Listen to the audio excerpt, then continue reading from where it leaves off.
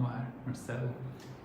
Boa noite, com o privilégio de podendo estar falando aqui pela primeira vez ao vivo pela XI, e a gente já começou escolhendo um tema polêmico.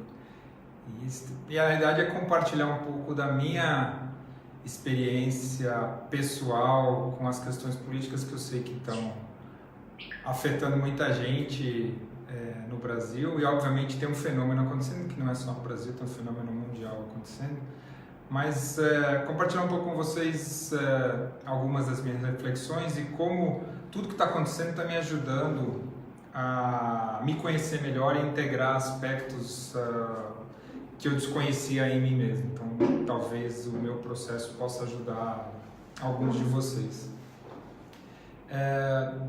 Aconteceu duas coisas. Primeiro, eu me peguei acompanhando as notícias políticas. Eu sempre acompanhei, mas eu me peguei acompanhando as notícias políticas numa intensidade e frequência muito maior do que eu estava acostumado. E me estimulando a acompanhar, e me incomodando, e me desconfortando, e tentando entender onde é que eu via pontos positivos, onde é que eu via pontos negativos na atual agenda. E acaba acontecendo uma coisa, eu estava quando eu fui começar a perceber o que estava acontecendo e tentando investigar, eu fui tentar olhar, bom, mas por que isso está mobilizando tanta energia, por que eu estou tão ocupado com essas coisas, e como a gente bem sabe, e alguns de vocês que nos acompanham sabem que todas aquelas coisas que não te informam e te afetam, trazem em você alguma coisa que não está totalmente integrada. E aí a primeira coisa que eu fui olhar para a minha história, mas eu fui olhar para a minha história por uma experiência que eu tive com um amigo que é filho de um grande empresário que apoiou o regime militar, e tive muito ligado ao regime militar, então ele cresceu num ambiente onde via o regime militar como uma coisa positiva. E quando ele olhava para a realidade do que está acontecendo agora, como ele teve essa influência cultural, algumas das coisas que ele ouvia que me incomodam, para ele eram muito naturais. E aquilo me chamou a atenção. E aí eu fui olhar para a minha história. E aí, quando eu olho para a minha história, primeiro eu nasci numa família super humilde, e meu pai e minha mãe, a gente era pobre, fui ascendendo para ser de classe média baixa.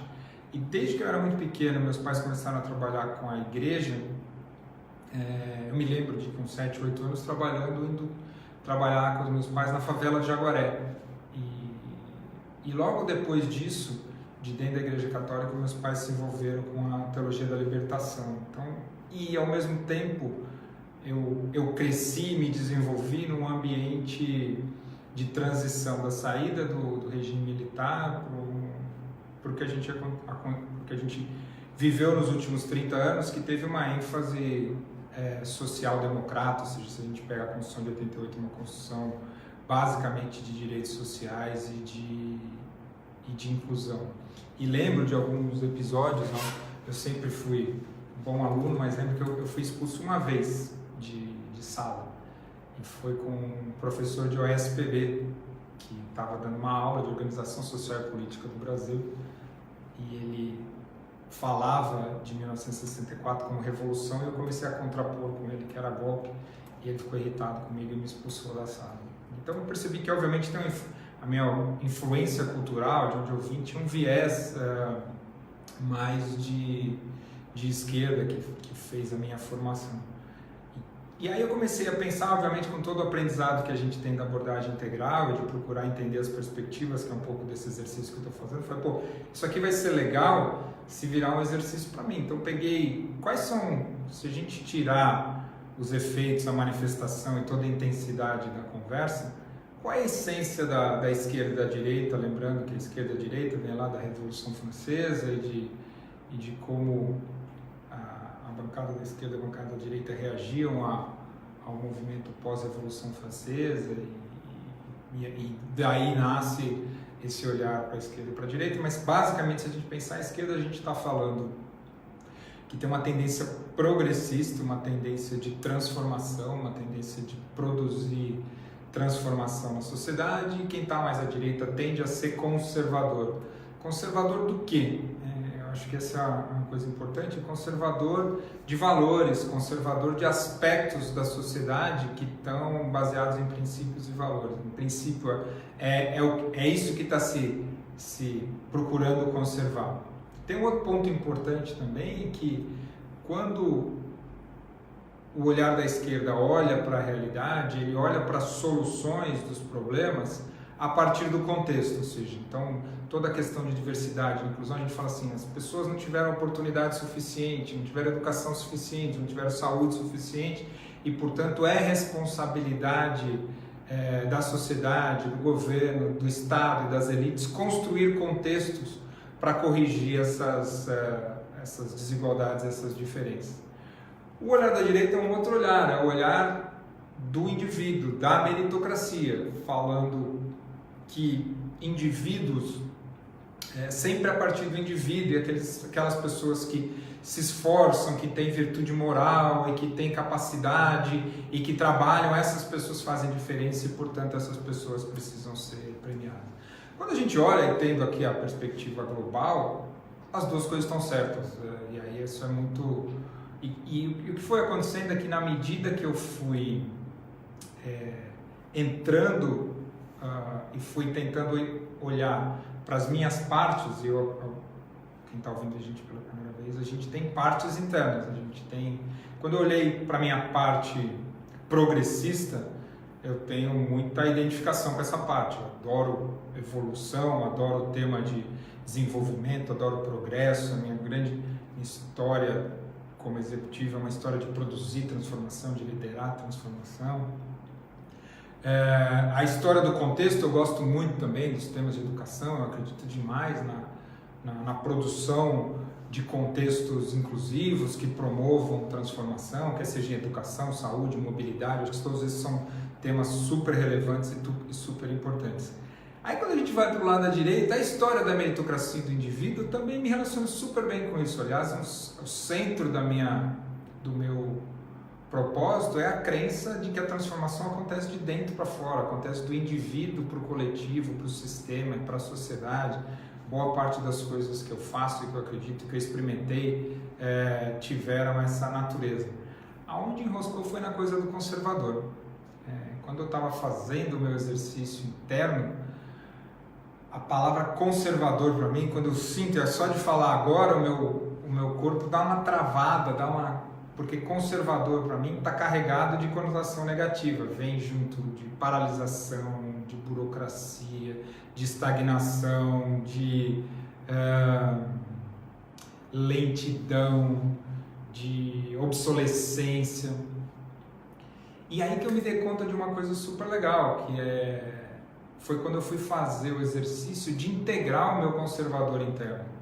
E percebi que na minha própria trajetória evolutiva, eu sempre tendo, só fazendo uma pequena síntese de dentro de um processo da abordagem integral que a gente gosta muito do Ken Wilber, tem dois vetores no nosso processo de aprendizagem, no nosso processo de evolução. Tem um vetor vertical, que está ligado a essa ideia do progresso, que está ligado à ideia da esquerda, que a gente vai evoluindo em níveis de complexidade, de aspectos mais grosseiros para aspectos mais sutis e de aspectos cognitivos mais simples para ambientes mais complexos. Então, para falar de uma forma, você tem a matéria, você tem o vegetal, o animal e o ser humano, você tem evolução, então tem esse processo de evolução vertical, de progresso, de transformação, que há 14 bilhões de anos o universo está evoluindo e parece que a gente vai continuar evoluindo, tem muito mais inclinação para isso, mas para essa evolução vertical acontecer de forma saudável, é fundamental que a evolução horizontal aconteça na mesma proporção. O que significa a evolução horizontal? É a nossa capacidade de honrar e de desenvolver práticas e de se sentir bem aonde a gente está. Não é a gente ficar o tempo todo idealizando que gostaria de estar num lugar, mas é a gente reconhecer que a gente está num certo momento de vida, num certo ciclo de vida, numa certa realidade, descansar nessa realidade e criar práticas que te permitam cada vez mais desenvolver habilidades para conviver com essa realidade, que é da natureza da conservação. Na essência, quando você está falando de conservação na perspectiva da Breita, está se falando em conservar valores e princípios para que eles se transformem em hábitos, em comportamentos, em estruturas, em artefatos. E eu reconheci que eu tenho dificuldade com isso. E basicamente, nesse momento da minha vida, foi muito legal integrar minha parte conservadora, que me ajuda a reconhecer o estágio que eu estou hoje no meu momento profissional, no meu momento pessoal, e ao invés de ficar almejando o próximo passo evolutivo, honrar esse momento, esse espaço de integração de onde eu estou na minha vida hoje, depois de 4 anos de ter começado com a minha empresa, de ter fechado um ciclo e abrido novo. Como é que, ao invés de pensar no próximo ciclo, eu honro tudo que está acontecendo nesse momento, desenvolvendo prática, tentando entender os princípios e como é que eles se transformam em artefatos. Isso foi, quando eu fiz esse movimento, me deu muito mais calma, diminuiu muito a minha intensidade, o meu incômodo com o que está acontecendo politicamente. Não que eu passei a concordar, eu continuo tendo perspectivas diferentes sobre o que está acontecendo, mas diminuiu a minha ativação, diminuiu o meu nível de afetação com o que está acontecendo, e eu passei a ganhar a possibilidade de entender a perspectiva e reconhecer aonde faz sentido e aonde não faz sentido, e aonde eu quero colocar a minha energia para contribuir para o que possa acontecer melhor para o Brasil, sem brigar com a realidade é essa que a gente está vivendo, portanto, como é que eu me coloco a serviço da realidade para que possa acontecer o melhor, a partir da minha integração, a partir do entendimento do que está acontecendo comigo. Marcelo, essa é uma pergunta a mim, assim, como é que você vê, a gente está aqui com 13 pessoas, o Rodrigo Geribel está vendo a gente, a Elodea também está aí com a gente acompanhando, mas como é que você vê essa questão, mas em alguns momentos que você está em alguns contextos e surge alguma questão relacionada a essas duas, direita e esquerda, ou alguns assuntos assim, você teria alguma dica para não entrar ou não, debater ou não? O que você... Olha, o que tem funcionado para mim às vezes você ouve coisas que são super agressivas, às vezes, agressivas no sentido de te afetar, né? Então, eu basicamente sinto no corpo afetar e sobe uma reação, né? Acho que a primeira coisa é contar até 10 e respirar e procurar fazer um exercício de empatia, de entender, porque, por exemplo, o exemplo que eu dei dessa pessoa, que é um cara super inteligente, ele começou, e eu fiz um comentário, era um comentário até sobre, a gente tem um projeto de jovens integrais, e eu estava falando dos jovens e de como é difícil, principalmente para jovens negros, a situação do negro no Brasil, né? E que eu fui aprendendo durante muito tempo. Eu falei, não, a questão do Brasil não é racial, é uma questão de inclusão. Só que quando você entra nos números, você vê que mesmo entre negros e brancos, que tem o mesmo nível de educação, o mesmo nível de escolaridade, o mesmo nível de renda, que vem de lugares diferentes, a situação do negro é muito pior do que do branco. Eles morrem mais cedo, morrem por morte violenta mais cedo, vão mais para a cadeia, têm menos oportunidade de emprego, ganham menos. Você fala, pô, tem uma coisa aqui, né? E eu comecei a falar com um cara a partir desse lugar, e o cara começou a dar um monte de argumento a partir dessa questão da meritocracia, do cara não ter feito o esforço, e falando, e aquilo me chocou, por conta, eu achei que era uma coisa óbvia que a gente estava falando, e recebi um contraponto. Então, em vez de rebater, o que eu fiz foi respirar e falar, bom, aqui, deixa eu entender qual é o pensamento, o que está por trás de como essa pessoa está olhando o mundo e por que ele tem esse tipo de experiência. Obviamente, uma pessoa muito rica, que nunca por exemplo, teve a experiência que eu tive de nascer num lugar muito humilde e de conviver com esses ambientes, eu consegui entender ele, ainda discordando. E aí a gente teve uma conversa legal, mas eu consegui entender de onde estava vindo o ponto de vista dele. Então, eu acho que tem duas coisas. Quando você se perceber ativado, é sentir sola dos pés, respirar fundo, contar até 10, porque isso te ajuda a descansar. E você se perguntar, que parte minha quer ou não se engajar nessa conversa? Porque se for um interlocutor que vale a pena, aprofunda, fala, me conta mais, por que você está dizendo isso? Se não for, não se engaja e aí de alguma forma segue a vida e vê como é que isso reflete experiências pessoais suas e aspectos pessoais seus.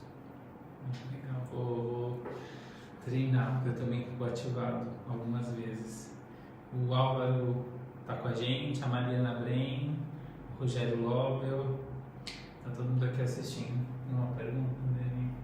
Eu fiquei pensando em relação a esse posicionamento, né, de respirar, contar, tentar não entrar tanto nessa energia, mas muitas vezes a gente tem um ponto de vista que a gente quer colocar e mesmo depois desse momento de se aterrar, e acontece que às vezes no calor da discussão volta essa reação, né, e muitas vezes a gente não sabe como lidar, né, então como que a gente poderia contornar isso e não partir para o lado da discussão, da briga, mas de continuar entendendo os dois pontos.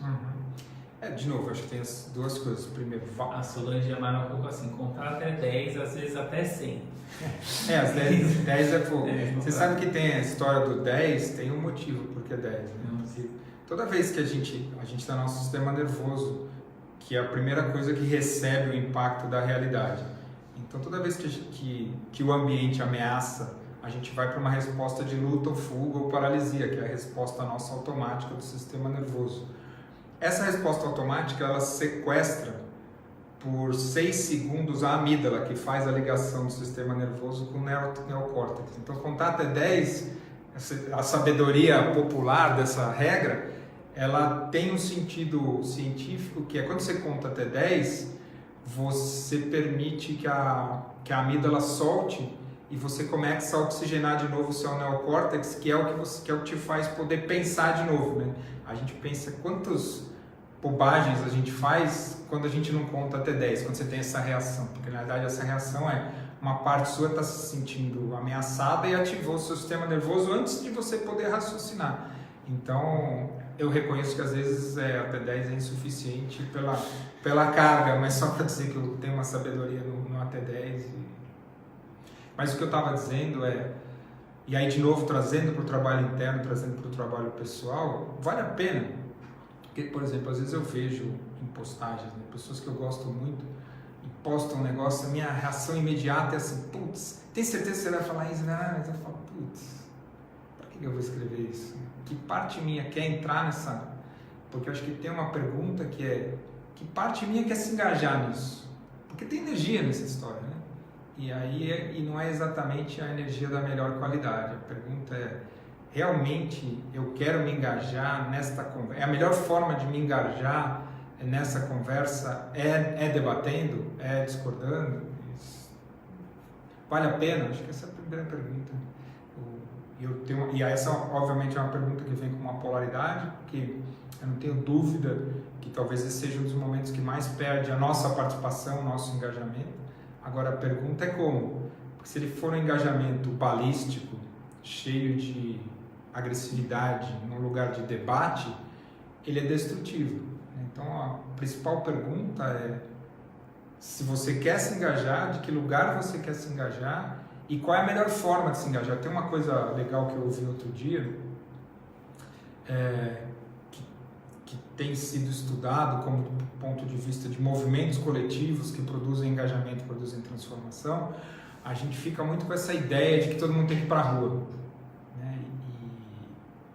E aparentemente está provado que toda vez que tem uma manifestação coletiva social como as de junho de 2003 no Brasil, a de todo mundo ir para a Paulista do impeachment da Dilma, isso produz uma quantidade enorme de energia, muito superficial, e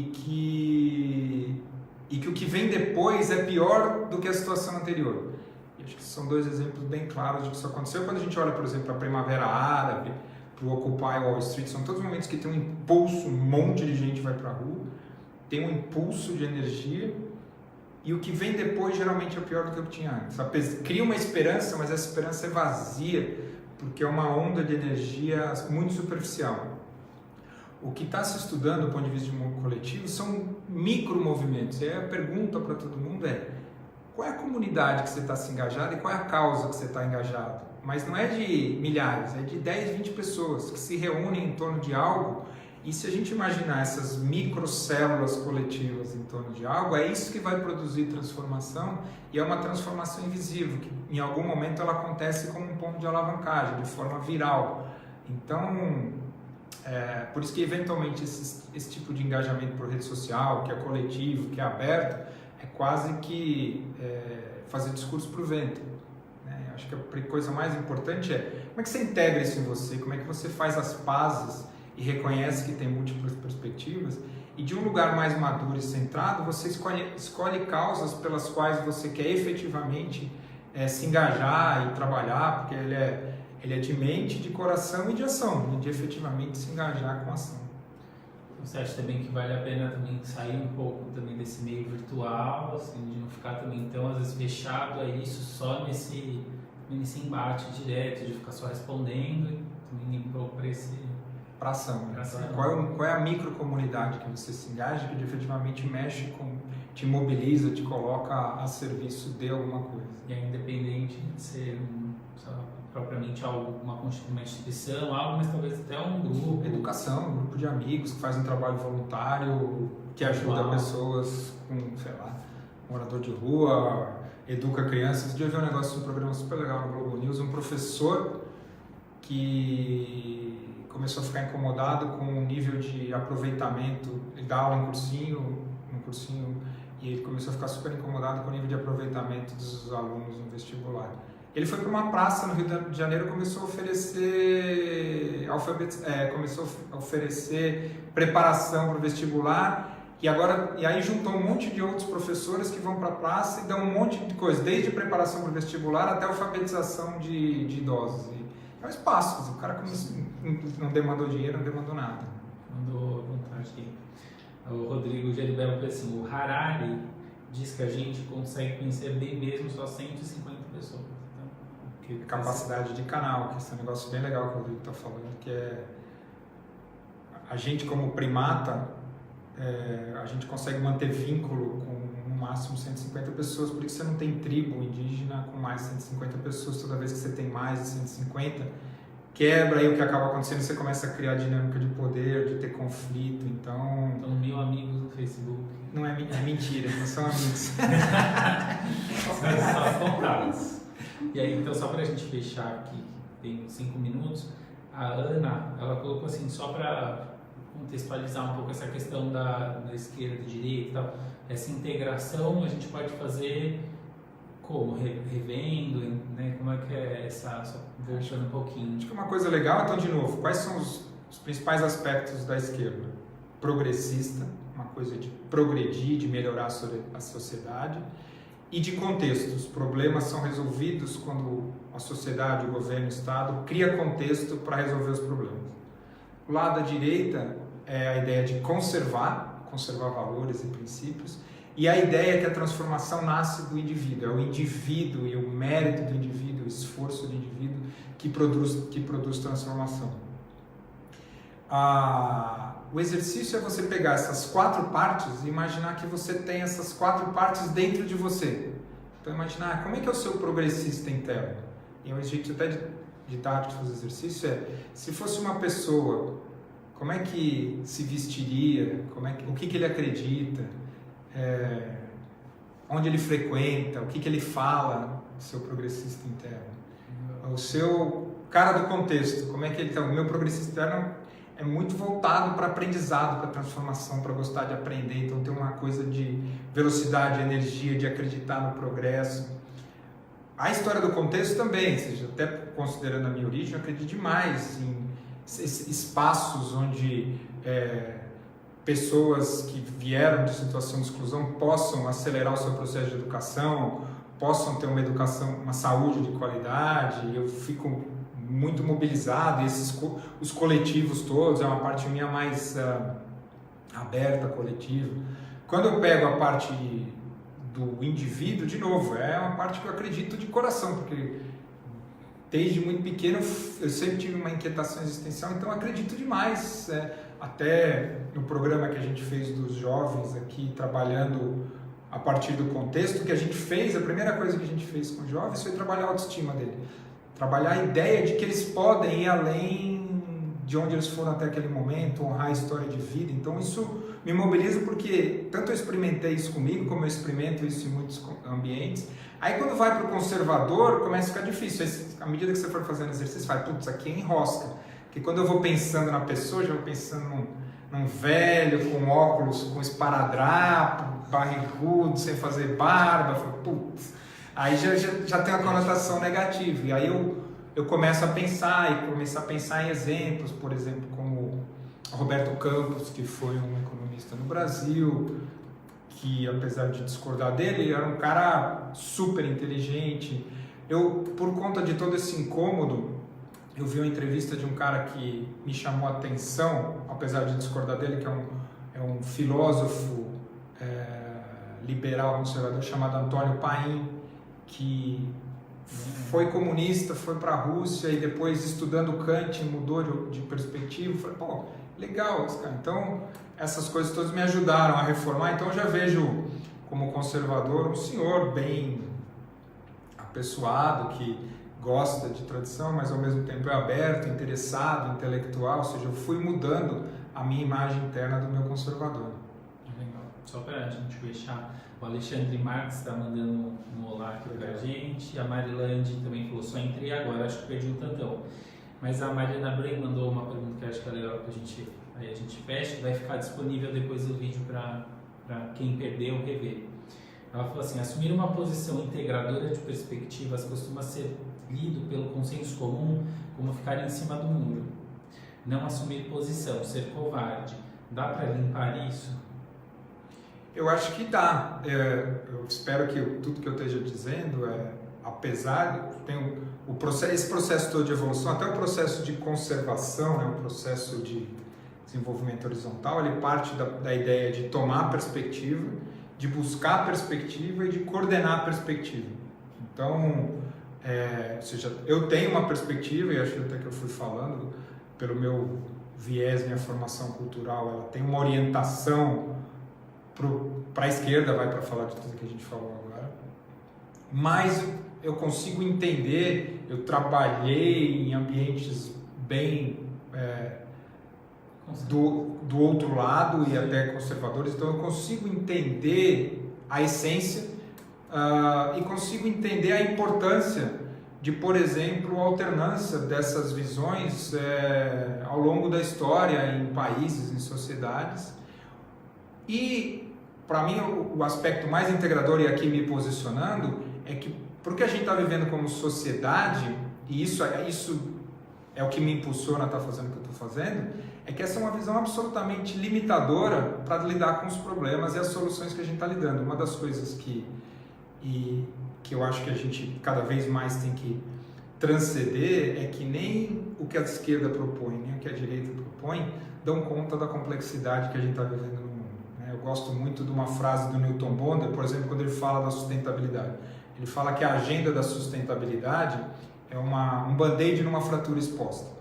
Então, me dá um certo senso de urgência e, ao mesmo tempo, eu tenho que encontrar um lugar de calma, porque é onde a gente está, que a gente esteja discutindo essas questões diante de problemas tão mais complexos ligados à tecnologia, ligados à questão de aquecimento global, ligados à questão da perda de biodiversidade, ligados às questões que vão produzir desigualdade por meio de tecnologia e questões globais que a gente nem faz ideia, que a gente esteja perdendo esse tempo aqui como sociedade discutindo essas coisas. A minha perspectiva, o Brasil tem uma oportunidade, e que eu não sei se a gente vai poder exercê-la ao longo da história, que é de propor um projeto de país centrado nas fortalezas do Brasil, que é para além de ser diverso, a gente é misturado, a gente tem riqueza de biodiversidade que por sorte foi preservada e, portanto, pode ser transformada em valor e não para apoiar o agronegócio. E a gente tem abertura, um povo que tem abertura para o novo, que é muito diferente de muitos outros lugares. Então, o que é, trazendo até a reflexão do Eduardo Jané da Fonseca, o que é virar o nosso complexo de vira-lata, de sempre buscar fora da gente referências e se centrar no que a gente tem e propor um projeto que efetivamente pode transcender os modelos de esquerda e direita como modelos de sociedade, de governo, na medida que essas narrativas estão colapsando, como o Harari diz, elas estão colapsando e deixando de fazer parte por causa da complexidade. O que me mobiliza é fazer uma discussão de qualidade sobre que tipo de projeto de país a gente pode criar que transcende esses. Então, eu reconheço o que a Mari falou, que a ideia de integrar a perspectiva pode parecer que você está em cima do muro, porque efetivamente você está integrando e transcendendo, e aí a pergunta é quem é a interlocução que está fazendo esse julgamento e que isso causa em você. Nossa, eu já dei uma integrada aqui, já dei uma olhar diferente, acho que caiu para esse lugar também, que eu fico muito essa coisa da dualidade, a gente fazer esquerda e direita e é muito maior do que só isso, né? Sem dúvida. Essa coisa muito mais complexa. Então acho que só 2 recados, mês que vem a gente está aqui de novo. E foi muito legal poder fazer a primeira e a gente vai continuar fazendo. E aí, dia 4 agora de fevereiro, a gente tem um workshop de polaridade, onde esquerda e direita é mais um tipo de polaridade das inúmeras que a gente tem dentro do nosso ser e no sistema. Se quiser aprofundar mais esse dia aí, a gente vai estar aqui junto e mês que vem a gente está aqui de novo mais em algum tema. Se alguém tiver aí também ideia de tema, quiser trazer alguma questão, coloque, a gente vai estar olhando. E muito bom. Legal, gente. obrigado. Valeu.